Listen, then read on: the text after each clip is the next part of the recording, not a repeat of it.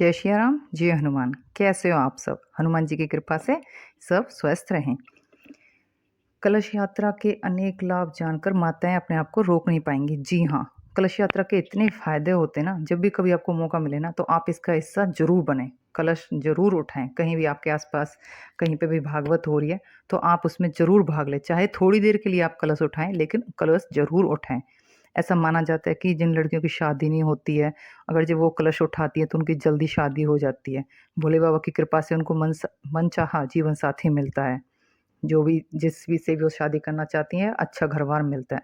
और शादीशुदा औरतों के लिए भी ये इतना फ़ायदा होता है ना, उनकी मैरिड लाइफ बहुत अच्छी हो जाती है। घर परिवार में, समाज में मान सम्मान बढ़ता है, बच्चों को सुख शांति बढ़ती है। एक तरह से ना इतना, मतलब कि क्या बताऊँ आपको, बहुत ही ज़्यादा फ़ायदा होता है इस चीज़ का। पूजा पाठ में जब भी आपको कभी भी पार्टिसिपेट करने का मौका मिले ना, तो आगे बढ़ के रहें, पीछे ना हटें। ये बहुत अच्छा रहता है, इसका बहुत ज़्यादा असर होता है, जो आपको धीरे-धीरे पता चलता है। ये खुद साक्षात गरुड़ भगवान का रूप होता है। इसमें 5 तत्व होते हैं, ऐसा कहा जाता है कि इसके अंदर 5 तत्व सम्मिलित होते हैं। जब भी आपको मौका मिले तो कलश ज़रूर उठाएँ। इस कलश में सारी नदियों का आह्वान होता है, जो हमारे देश में नदी हैं, गंगा, जमुना, सरस्वती, नर्मदा, गोदावरी। तो इसीलिए कहा जाता है कि यह बहुत पूजनीय होता है। इस कलश के अंदर जो हम पानी भरते हैं ना, वो बहुत पूजनीय होता है और उसको फिर हम अपने सर पे धारण करते हैं, तो उसका बहुत असर होता है। कलश में जो पत्ते लगाए जाते हैं, वो भी स्वास्थ्य के लिए, खुशहाली के लिए बहुत अच्छे होते हैं। वो खुशहाली का प्रतीक होते हैं, क्योंकि वो हरे होते हैं ना, इसलिए। और जो कलश के ऊपर श्रीफल रखा जाता है, वो साक्षात लक्ष्मी जी का प्रतीक होता है। ऐसा पंडित कहते हैं, बताया जाता है। कथा वगैरह में आपने कहीं सुना होगा, तो सभी लोग ये बताते हैं कि कलश यात्रा में जब भी आपको भाग लेने का मौका मिले तो ज़रूर भाग लें। और ये आपको पता ही है, कलश यात्रा में जब हम भाग लेते हैं तो हम चप्पल जूता कुछ नहीं पहनते, नंगे पाँव ही हमें ये यात्रा करनी होती है। जिस मंदिर से आपने कलश यात्रा उठाई है या फिर जिसके घर में भी भागवत हो रही है, वहाँ से आपने कलश यात्रा हम शुरू करते हैं, तब उसमें जल नहीं होता। जो ये कलश होता है, मटका होता है, इसके अंदर जब जल नहीं होता, जब हम दूसरे मंदिर में जाते हैं, वहाँ से हम कलश भरते हैं इसके अंदर।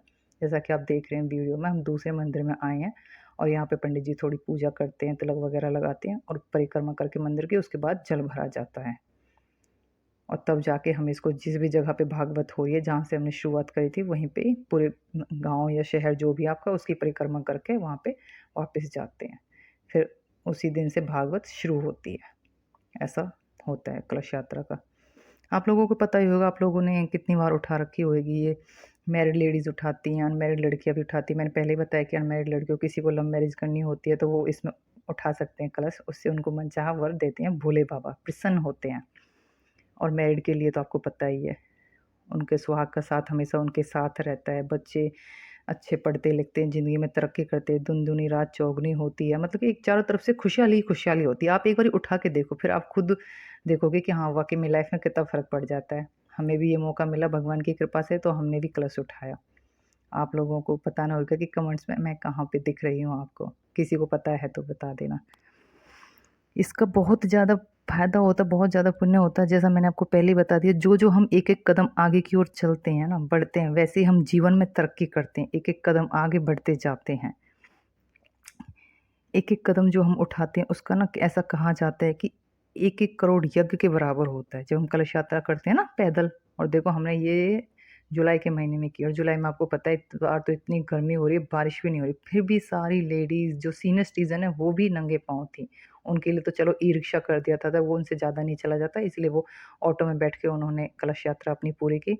लेकिन जो चल सकते थे, उन्होंने, सबने, देख सकते हो आप वीडियो में कि सबने, किसी ने भी चप्पल वगैरह नहीं पहनी है, सब नंगे पाँव हैं। जिन्होंने कलश उठाया, जो साथ में थे मदद करने के लिए, वो तो चलो पहन सकते हैं।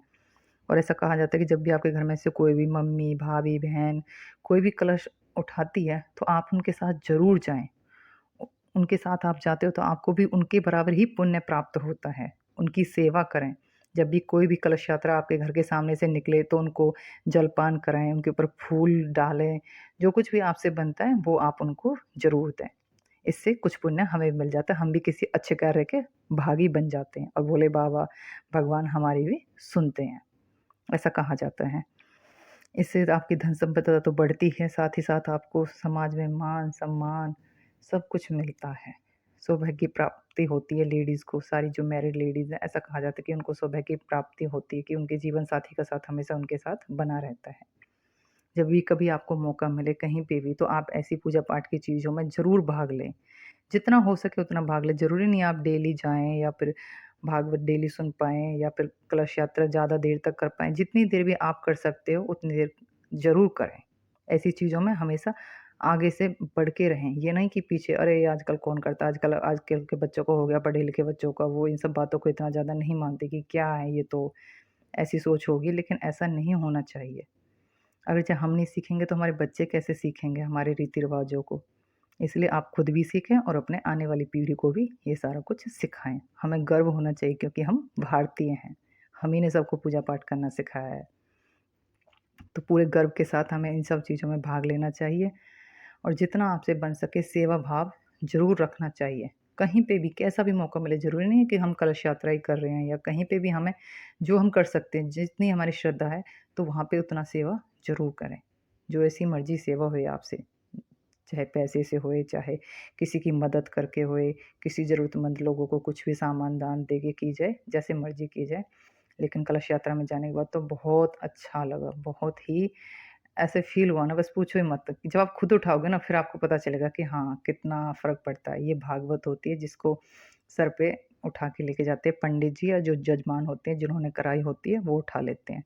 यहाँ पे जितने भी ये सब मेंबर बने हुए थे सबने थोड़ी-थोड़ी देर के लिए भागवत को सर पे उठाया था, रखा था। सारी लेडीज़ों ने रेड कलर की चुन्नी डाली है, पीले रंग के सूट या साड़ी डाले हैं। पहले ही सबको कोड बता दिया जाता है कि भई आपने पीला पहनना। भागवत का हमेशा ही होता है, लाल या पीला ही होता है। या तो लाल कपड़े पहनने हैं आपने, पीला दुपट्टा लेना है, या फिर पीले कपड़े पहनने हैं, लाल दुपट्टा लेना है। यही रहता है। पूजा-पाठ की चीज़ों में लाल पीले का तो आपको पता ही है, हमेशा सबसे ज़्यादा यूज़ होता है। और भी वीडियोज़ हम जो बनाते हैं आपने देखा ही होगा, मैं हमेशा बोलती हूँ कि पूजा-पाठ में लाल पीले ही कपड़े ज़्यादा पहनें।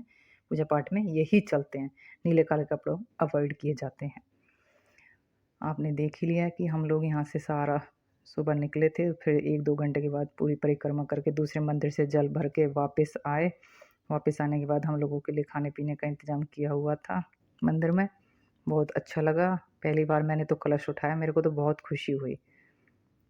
कई बार ऐसा होता है ना, आपको पता ही है कि लेडीज़ की प्रॉब्लम बीच में आ जाती है, तो लेडीज़ नहीं उठा पाती हैं कलश, लेकिन जो भी ये कलश उठाती हैं, बड़े ही सौभाग्यशाली लेडीज़ होती हैं, बड़े ही किस्मत से मिलता है ये टाइम। ऐसा नहीं होता कि भैया कि हमें नहीं उठाना, हमें नहीं जाना, ये नहीं जाना। कुछ भी हम अच्छा काम करते हैं ना, तो वो पता नहीं हमने कौन से अच्छे काम किए होते हैं, जिनकी वजह से हमें इन सब चीज़ों में भाग लेने का मौका मिलता है, पार्टिसिपेट करने का मौका मिलता है। तो जब भी आपको मौका मिले, आप इन सब चीज़ों में ज़रूर पार्टिसिपेट करें और फिर आप देखें अपने जीवन में कैसे बदलाव होता है, कैसे दिन दूनी रात चौगुनी होती है, कैसे आपका समाज में मान-सम्मान बढ़ता है, सुख शांति समृद्धि बढ़ती है, घर में संपदा के भंडार भर जाते हैं, धन-धान्य के भंडार भर जाते हैं। हम अपने मंदिर में वापस आ चुके हैं। यहाँ पे हमारी भागवत होएगी। यहाँ पे सबने आके कलश रख दिए थे। सबके कलश के ऊपर नाम डाला हुआ था, इन्होंने नेम की स्लिप लगाई हुई थी, जो जिसका नाम था। यहाँ पे भागवत के पास आके जहाँ पे होना है स्टेज के पास, सबने अपने-अपने कलश रख दिए। पंडित जी ने सबकी लाइन से कलश रखवा लिए और फिर कल से हमारी भागवत शुरू हो जाएगी। शाम के टाइम 4 से 7 बजे, उसके बाद भंडारा भी है। आप सब आना, जो कोई आस-पास हैं, वरना तो मैं वीडियोज़ डालती रहूँगी, आप वीडियोज़ देख लेना। इस पे भागवत की भी वीडियो डालूँगी धीरे-धीरे करके। ये हमारे गुरुजी हैं जिन्होंने भागवत हमें यहाँ पे सुनानी है। ये वृंदावन से आए हुए हैं। बहुत ही ज्ञान है इनको, बहुत ही ज्ञान है। जय सिया राम, जय हनुमान।